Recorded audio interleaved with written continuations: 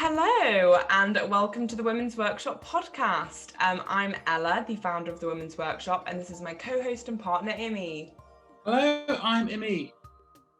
And if you're watching us on YouTube, you will see that we've got some beautiful backgrounds set up on Zoom just to add that little extra pizzazz to our podcast. So hope you're enjoying Mine is glitching a little bit and does appear to think that my face is my wall. You look like a tree person. You know what? I'm into it. Anyway, so we don't actually have an interviewee for today, but we're going to switch up our format a little bit just to, be fresh and current. So we're going to do a sort of informal chat about an art topic. And today we'll be talking about makeup art and how it's become recognised as an art form. Other things going on in the Women's Workshop are not a lot, if I'm quite honest, but we still love you all. We do have a competition going on, which we've literally had going on for about... Huh? Longer than that. Longer than that. I think it's been going about a month and a half. Yeah. Pushing 2 months even, maybe. Yeah, we've both been quite quiet just because we've both been working full time, but we are still very committed to the cause and producing content. So yeah, if you want to enter our competition, it's about what does feminism mean to you as an artist? What does being a woman artist mean to you? It's very interpretive. So if you want to enter, please do. Yeah, and the prize is a commission from both of us, so like it is definitely worth entering because get a little bit of money in there. And we will be commissioning you to design our podcast logo because we currently don't really have one. We sort of do, but we thought we'd love to invest into the artists that we're supporting. So if you want to be supported, please enter the competition. We would love to see your work. Yeah, absolutely. And from this point, I just say we dive straight on into our quick fire chat of the evening. Oh yeah, let's go. Do you want to start? Yes, I shall start. So the reason I thought this topic was quite interesting is just because I've seen a lot more attention given to makeup artists in the last kind of 5 years, I guess. I mean, rightly so. I absolutely love makeup art. But I was just thinking, it's not really been considered like a proper professional art form until maybe the last 10 years. But I feel like in the last 5 years, it's just become a lot more popular, like on social media, on TV. What do you think?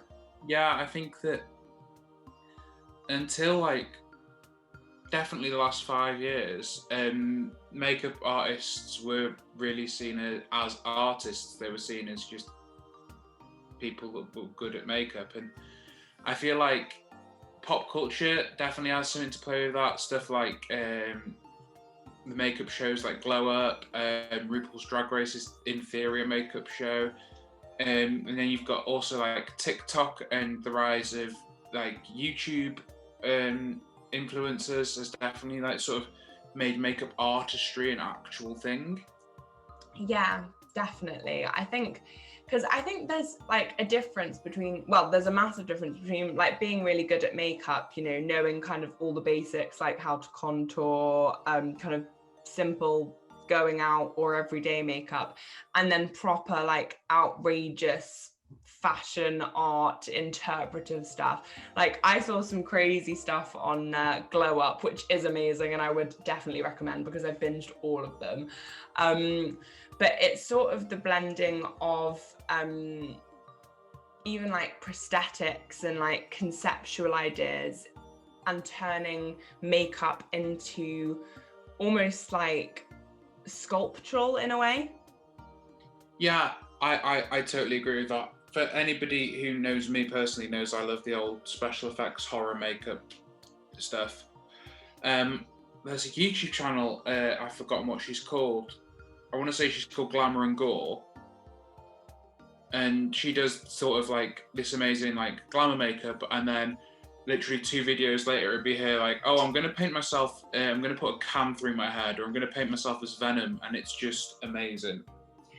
I love makeup like that really, it's just something you do not expect to see. Like prosthetics even is such a skill, because even stuff like doing makeup for movie and TV, like doing like gore cuts, etc., like knowing how to like age scars so it looks like all the main characters have like scars down their face. Like I just think it's very interesting how it's become,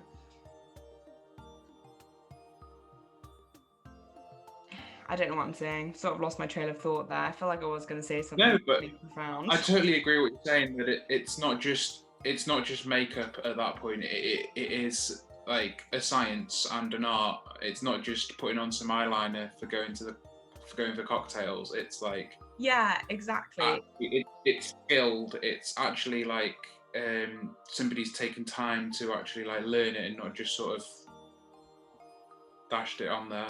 Yeah, and it tells a story as well. Like so many makeup now has a concept behind it. Like even if it's just like crazy, like you just focus on the eyes and you turn them into something amazing, or you do optical illusions, like there's always like a concept or a story behind it.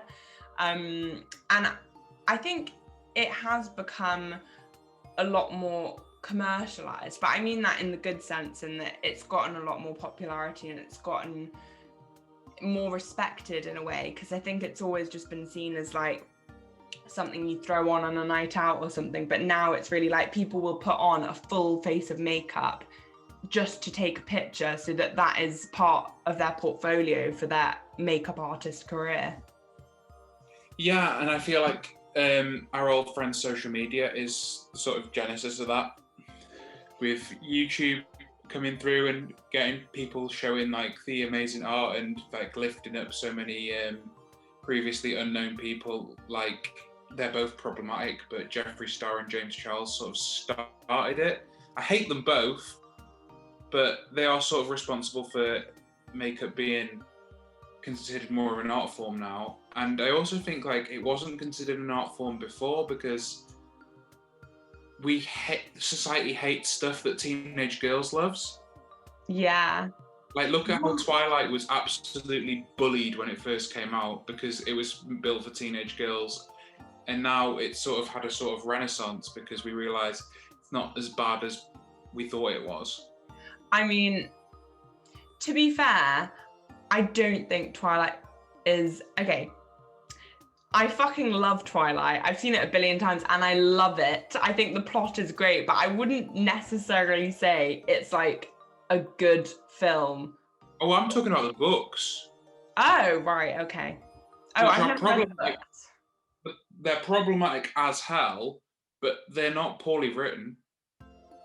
No, I've never read the books actually. I'm just a basic white girl who watches the movies. But no, I think that's so interesting actually. I think we've talked about this before, about everything that teenage girls love being seen, like not being taken seriously. Especially with regards to like even like music and stuff, like all things that teenage girls consider to be like good music is just considered trash. Yeah, well, look at the way that K-pop is treated in some sectors of the internet. Yeah, like it's by no means the worst type of music, and some of it's very, very good. But some middle-aged men on the internet are very angry about the fact that girls like K-pop. Like, why can't everyone just chill the fuck out? People can just like what they like, regardless of gender or age. Like, just like what you fucking like, okay? I still like Avril Lavigne. I think she's a fucking icon of the 2000s, and I still listen to her music sometimes. So, fuck all the haters. Exactly. Anyway, circling back to the makeup thing, I think what's like really hard for some makeup artists is, especially with the rise of TikTok, because TikTok is so big now. I mean, if I think back to like the beginning of lockdown, like last year, like I don't remember TikTok being that big of a thing before lockdown. Like I know it was, and it certainly was more in like America and China, but I think over here it's massive like rise was definitely due to lockdown. Before lockdown, TikTok was just like children dancing and people trying to recreate Vine. But now in this sort of internet age, digital age, like on steroids because we weren't allowed to go outside.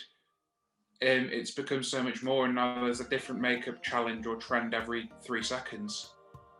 I do actually, like, I genuinely do love TikTok. Like, I don't care what they say. It's a really good source of entertainment. And one of the reasons a lot of people don't like it, and probably rightly so, is because it takes a lot of your data, which is why there's been a lot of like controversy about it. But having said that, I do sort of think if you're on the internet and you're on social media, they have all your data anyway. Like, if you're hiding from the law, you don't want to be on TikTok or social media in general. But like the reason why you get such good content on TikTok is because it gets to know you really, really quickly. And then it shows you all the content it knows you will love. And that's why people get addicted to it, because every single piece of content, like the thousands of endless videos, are all curated to exactly what you like. Yeah, exactly. Speaking of, follow the Women's Workshop on TikTok. Oh, yeah. We haven't quite become TikTok famous yet. I remember, like, what's really funny about TikTok is you see so many people getting TikTok famous, like, you know, from like really unexpected videos. Like, someone will be crying about a breakup they've had, or someone will have like made a cake and be like, I just want someone to look at this cake that I put all this hard work into because it's truly my passion, and it blows up. And then I'll post a video on TikTok, like, you know, mimicking the style of these other people who have blown up. Like, I know that no one's probably interested in this, and I'm not expecting this to go viral, but, and then it wouldn't go viral. It would get like 10 likes, and I'd be like, fuck. Yeah, well, the biggest like blow up on TikTok we had was the video of you explaining that you nearly cooked an omelette in lime cordial. Oh yeah. Yes, well, TikTok does like its comedy. And unfortunately, my life is a joke. But no, like with regards to makeup artists, I see so much incredible makeup art on TikTok. But the people I feel really sorry for, oh, this was before I went on tangent, is, you know, people will spend hours and hours and hours and hours like doing their makeup like in this incredible optical illusion or prosthetics or whatever they're doing, and they'll do it in line with like a TikTok trend. And some people will blow up, but there's so many other makeup artists who are just like lost on that and like just don't get the attention they deserve, especially for so much effort and time and talent that goes into something. Oh, 100%. There's so many people, like, I find that most makeup artists that blow up on TikTok are usually drag queens. Yeah. Because there's a transformation element and people are really impressed by that. But yeah, there's so many like amazing makeup artists that are flying under the radar. When we go into our like sort of makeshift Hall of Fame section, I might mention a few that I'm friends with. To be fair, I don't think I know any famous TikTokers off by hand. Like, I literally just know them by scrolling. But this is what's really sad, because I'll think of a video that I really liked and then I just won't be able to find it because I literally follow about 3,000 people on TikTok. None of the people I'm going to mention are TikTokers. I think. I don't know if they've got TikToks. I just know them personally. Another really big trend, I mean, this wasn't meant to be a chat about TikTok, but talk about it anyway, because why not?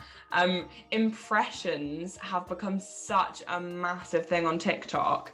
You know, like doing impressions, especially of Harry Potter. Harry Potter's fucking massive on TikTok at the moment. Have you seen like all the Harry Potter TikToks? No, because I have Harry Potter as one of my like blocked phrases. Because of J.K. Rowling? Yeah, let's not get into that. No, I don't want to get into it, but I do still love Harry Potter. But I do hear the fans argue that like Harry Potter has become its own thing, so she can't claim it to be hers. I mean, she only wrote the book, so she can't, you know. It's all a whole death of the author argument, which I just can't be asked having with anybody. Yeah, fair enough. Anyway, there's so many impressions on that. I've seen there's a girl that does an impression of Jennifer Coolidge, and holy shit, it's perfect. Oh, I think I've seen her. There's some of them though. There's this one girl, I'll have to send you her handle later, but she can literally do every impression like of anything. Like, she can do all the characters from Shrek, she like perfectly. She can do Friends characters. She can do all the Disney princesses and sing the Disney songs in the perfect exact voice of the Disney characters. And I'm literally like, you know, when you look at someone and you're like, how the fuck does your mouth do that? Like, I literally don't understand. I can't do any impressions. This is my voice. I can't do any other voice. If I try. I've got 3 impressions that I can do, and you'll probably only know one of them. Okay, go on. It's the Muppet Show! Yay! It's Kermit the Frog. That's I really can't think of who that is. Was that Jennifer Coolidge? No, it was Kermit the Frog, you dick. Yeah, no, I know. I'm taking the piss. Oh, I wish I could do impressions. I'm literally I just can't do any other voice. Like, if I try, I just sound ridiculous. And I end up, like, if I tried to do an Irish accent or something, I just end up sounding like French or Spanish. And then it just morphs into a mishmash of all these accents, which I can't do very well. So it's very sad. Jesus. But anyway, shall we segue to our Hall of Fame section? Yeah, why not? Cool. So the Hall of Fame's going to work a bit differently than it normally does. Like, normally we'd ask our artist, and then the artist would induct somebody into the Hall of Fame, whether the artist likes it or not. They're going in the Hall of Fame.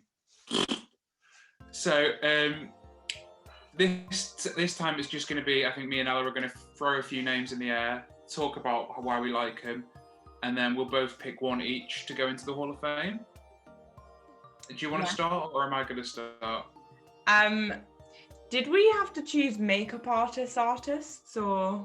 I feel like that would be the most intelligent thing to do with this thing being about makeup art. Right, of course. Right, you go first then. So I'm going to mention somebody I know personally who's called Danielle Alexandra Redding. She's a fantastic makeup artist based in Yorkshire. Absolutely bloody brilliant. Like, she did this thing about the fear of holes, where she did like 3D holes in her face, and it was absolutely amazing. I'll pop her Instagram handle in the description of the podcast when I mention her. I also want to mention the drag queen Trixie Mattel, aka Brian Frickus, who is got the most unique makeup in all of drag ever. But for the Hall of Fame, it has to be somebody that I love very, very dearly. It's going to be former podcast guest, Bipolar Abdul. Excellent choices. Yeah. So I have one artist for the Hall of Fame, and that is my incredible friend, Stella Kiselyova. She's known as @SissyThatLuke on Instagram. I'll just spell it out for you. It's SISSY, that, and then LEWK. If you don't know how to spell that, I'm sorry, but that's your problem. Well, you'll be able to find it on our Instagram. You'll be able to find her because we have shared her previously. She is an incredible makeup artist. She actually doesn't do it full time. She just does it for fun, but she does like the quirkiest, cutest, like channeling early 2000s type of makeup. And she has the best color coordination of anyone I've ever met. Like, she'll do these incredible like pastel colors. She loves her pastels with like little flowers and gems, and it's just absolute perfection. And then she'll like match it to her earrings, her outfit, and she's just a fucking queen. She's amazing, and she does so many different looks, and they're looks that you would wear every day, but not for the everyday person, if you know what I mean. Unique looks for the everyday. Yeah, I also want to quickly mention another friend of mine, Tabby Coleman, who is a dancer and a earring maker, but also does like special effects makeup and does all their own makeup when they're dancing. I just want to give a little mention to them. So, well done for getting into our Hall of Fame, all you beautiful people.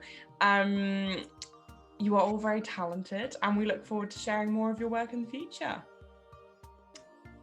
So, we don't really have a big question. Yeah, because the big question is the entire podcast. So should we just keep talking about a little bit more about like makeup artists? Yeah. Tree? Yes, go on. So, like we said before, like social media is probably the biggest thing, and it has led to stuff like Glow Up being as big as it is. I know the first winner of Glow Up, very like semi-personally. Well, I say that. Wait, don't tell me. Let me just remember who it was. Was it Ellis? Yeah. Oh my god, no way! Yeah. So Alice, when I worked in the Viaduct, Alice is from Yorkshire and would come in now and again. Oh my god, that's so cool! So, yeah, so I do know Alice, sort of, a little bit. But, like, I also think the makeup artistry is so, like, prevalent now because of, there's lots of queer makeup artists and queer acceptance has become a big thing. Yeah, definitely. Yes, so on Glow Up, they started bringing in pronouns when they interviewed each of the competition entries, because there were a lot more non-binary artists coming into the competition. Actually, I would say Glow Up is actually a really good advocate for LGBT artists because they had trans artists, non-binary artists. So yeah, the inclusion, like, and not just inclusion, but like normalization within that show is really cool, especially since it's coming from the BBC, who are shitbags. Yeah. Well, I think as well though, it has become a massive part of the LGBTQ community, makeup artistry, just possibly because it's very expressive and also partly because it's sort of like, as you said, a lot of interest in makeup art did come from the drag scene. Yeah, definitely. Like a lot of the makeup artists that I know are, because of working in gay bars, are drag queens, and I mentioned drag queen before, and I think that like because of especially I think the transformative element of it has sort of made drag makeup such a huge thing online. Like the TikTok challenges where they'll do like, there's a bit of a song where I'm singing as a man, boom, camera cut, now I'm more lady. Oh yeah, I know. I love those. I always think with those, like both genders of that person are so attractive. Yeah, I do want to talk about one thing though, which really fucking pisses me off. What? And it's people like making themselves ugly, like with makeup and like drawing fake spots and like intentionally like having scruffy eyebrows and like yellowing out their teeth and then going, "Ooh, transformation! Look how beautiful I am!" Because it's so annoying. What? I've not seen that anywhere. I see it a lot. I've not that trend yet. I see it a lot on Instagram Reels. Where that seems like kind of like it's taking the piss out of like normal skin. Yeah, and like if you were somebody that was in that position, you just feel, I don't like it. I really don't like it. Yeah. It just makes me uncomfortable. I think there's like a lot of things like that. I mean, the only thing I will say about like TikTok and stuff is, in a way, I don't think you would want to be TikTok famous just because like you will get so much shit for stuff. And because I do think some people are like unaware of what certain things mean when they do things and put it online. Like for example, and this is going off on a tangent, but it's fine. That's what chats are all for. I've seen loads of TikToks recently with girls going on nights out and dressing up as air quotes chavs. And okay, people genuinely do not know what this word means. Like most people don't, and I didn't up until the age of about 11 or something. No, probably a bit younger than that, maybe like 10, because I used to say it and I didn't really know what it meant. And then my parents explained it to me. A chav literally stands for council housed and deprived. Wait, no, council housed and violent. Yeah, that's it.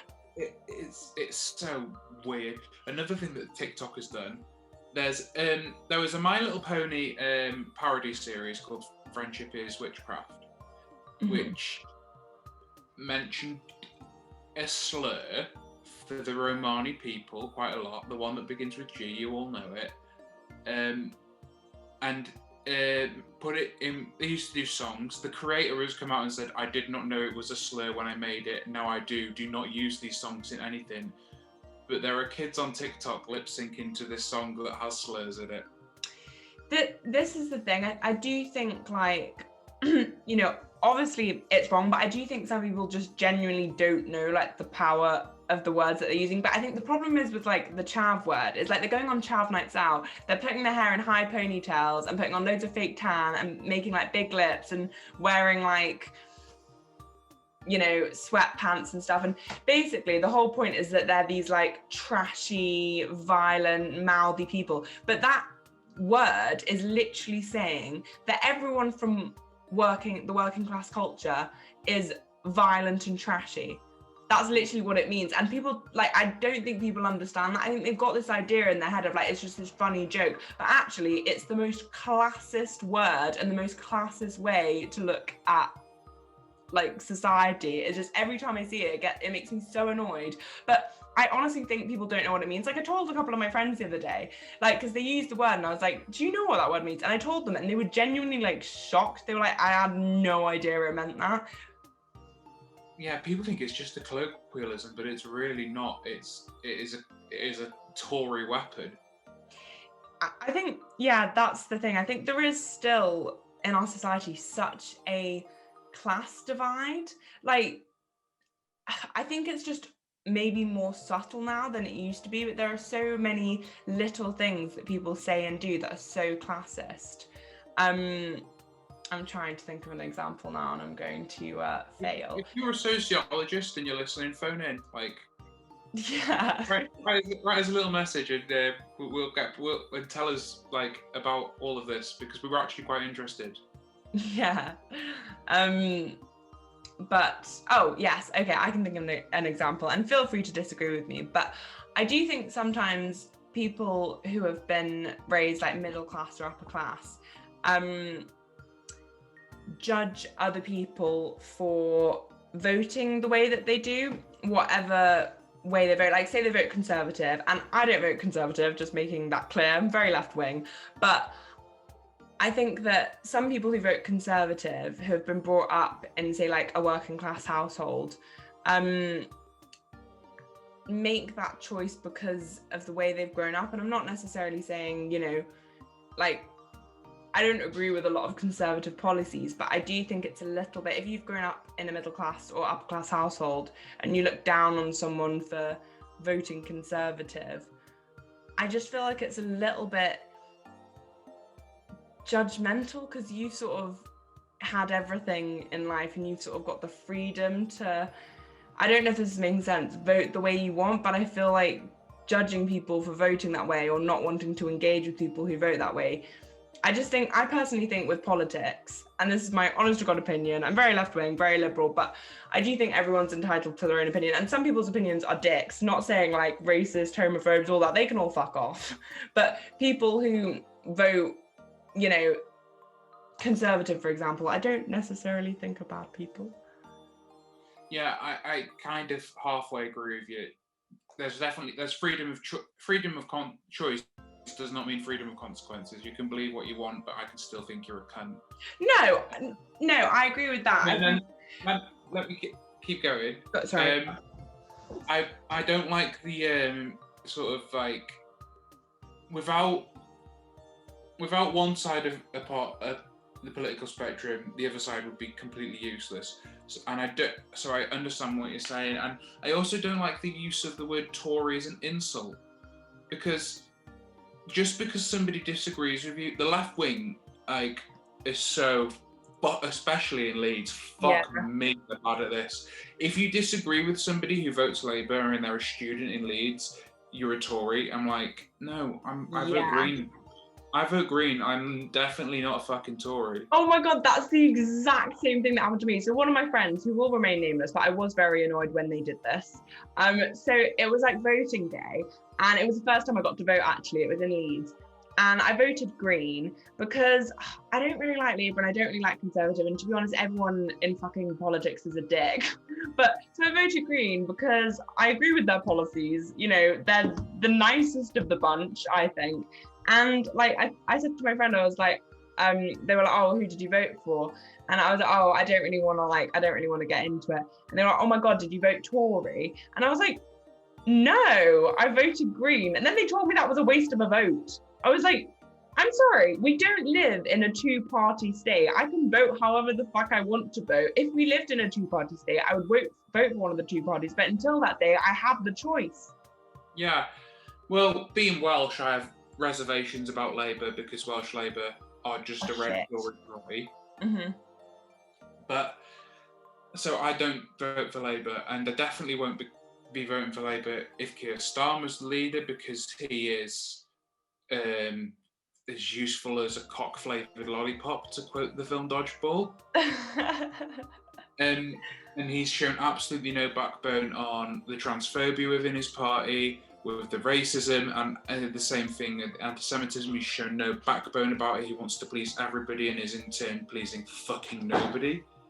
So I definitely won't be voting for Labour then.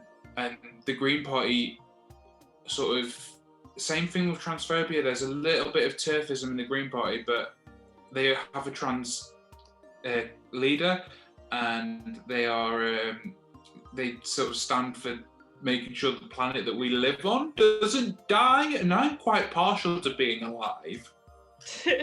Yeah, exactly. This is the thing that people have always said it's a waste of a vote, but I'm like, because everyone thinks that way, people don't vote for them because people tell them it's a waste of a vote. If everyone who didn't think it was a waste of a vote voted that way, they would be a lot more influential.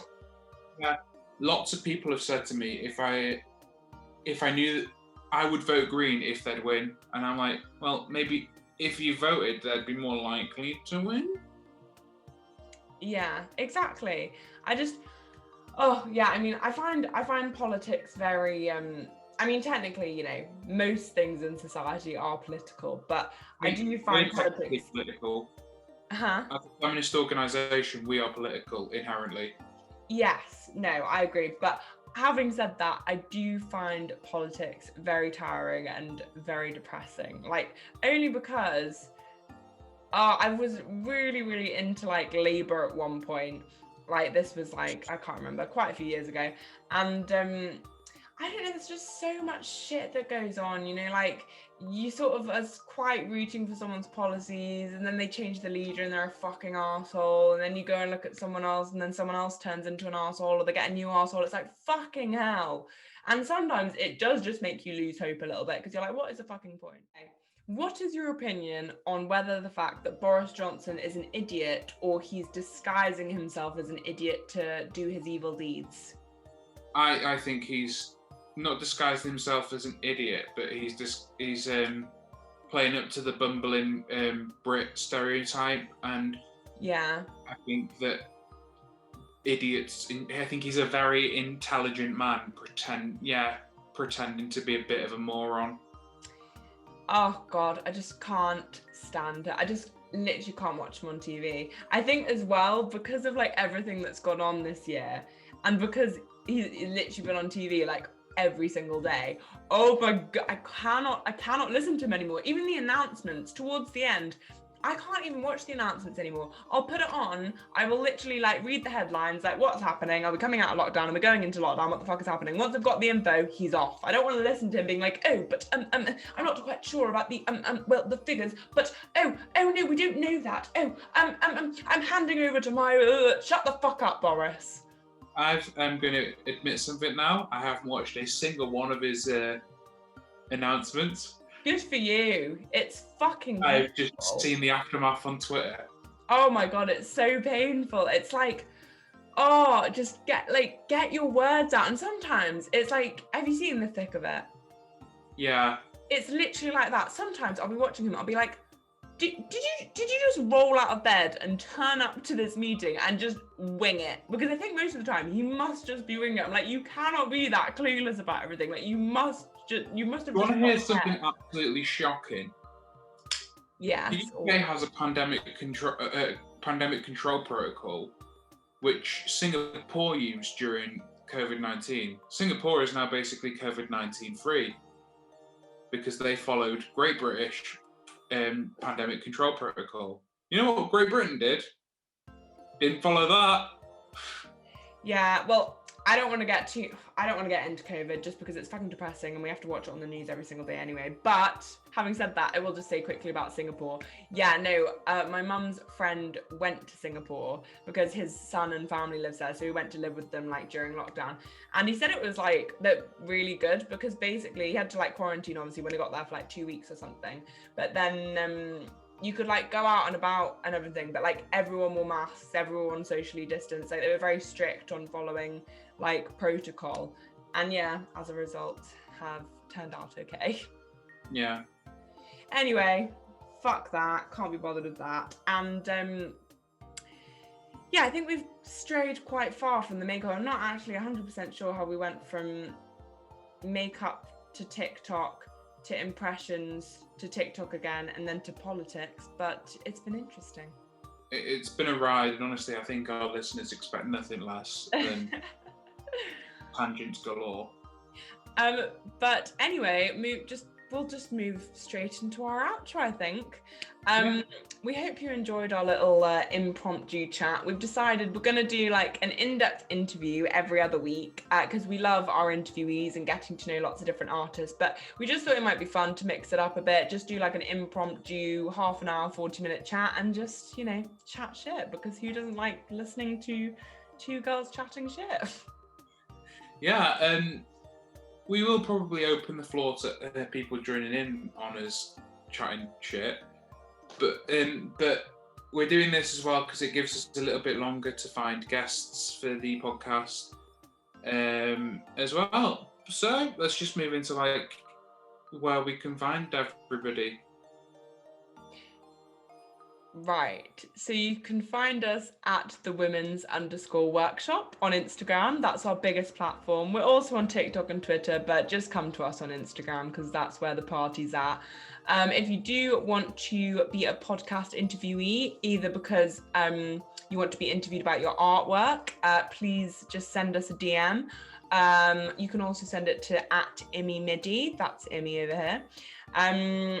And also, if you just do want to come on and chat shit, have an informal discussion, we'll have a loose topic. As you can see, the topic today was very loose as we have leapt to quite a few different realms. But if you want to come join us, please just get in touch. Yeah, other things to quickly touch on. You found this podcast somehow. So if you're on Spotify, give us a like, give us a save, follow the thing, share it with your friends, like all that stuff. If you're on YouTube, same thing, leave a comment, like, even dislike, just for the engagement. We don't really care. All publicity is good publicity. Exactly, bring on the trolls. Yeah, except not that many trolls, just, you know, impartial trolls. We've had a few porn bots in our comment section. Oh, you always get the porn bots. Honestly, I don't know how Instagram will fucking ban a photo for having a nipple in it, which is hidden under a top, but they'll let fucking porn bots spam you constantly. But that's a digression for a different day. Yes. Yeah, so, and at the end of the YouTube videos, you'll be able to find our Instagram and Twitter handles on there as well. So there is absolutely no excuse. So we hope you enjoyed listening today, and tune in a couple of weeks. And we're going on a break next week because I'm moving house. Yes, sorry. And I'm going on holiday. So yeah, you'll have to live without us for 1 week. I don't know how you'll survive, but good luck. Or you can go back and listen to the other podcasts. Yeah, exactly. Have a binge. Why not? And from that point, we are saying goodbye. So see you soon.